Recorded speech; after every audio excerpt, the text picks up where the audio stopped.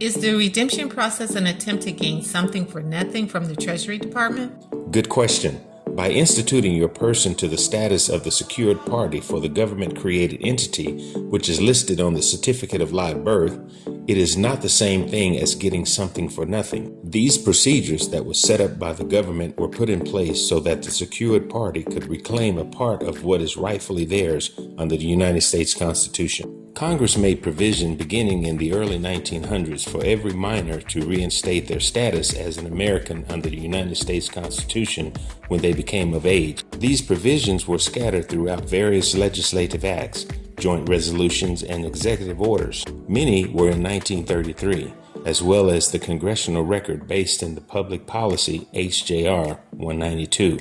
They were then codified in Public Law 73-10 and confirmed by the United States Supreme Court in 1939. See the case law, Guaranteed Trust of New York versus Henwood and others.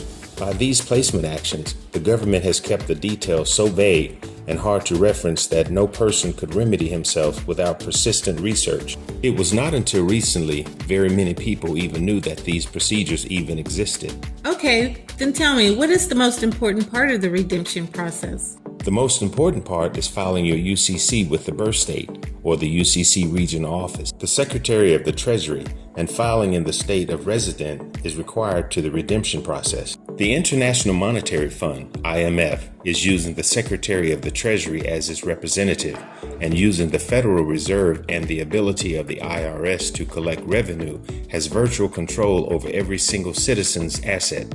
You see, once the secured party uses the UCC redemption process, they will create the right to reverse the control over the government-created debtor, the straw man.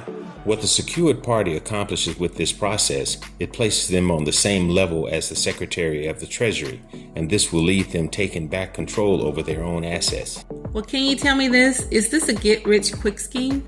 Well, a properly prepared and correctly filed UCC filing will ensure in the future to protect the property and assets of the secured party. By doing that, these filings will make it clear that there is a legal and vested interest control of the secured party. You will not have to deal in the court jurisdiction, and this will keep you out of the arena of controversy. Please take note, under the UCC redemption process, the secured party does not obtain the actual application for the certificate of live birth, which means that the process is only to be used for and accepted for value, answer to all your commercial claims. So, in closing, if a written and contracted claim is received by the debtor, the straw man, in legis, it could be accepted for value by the secured party.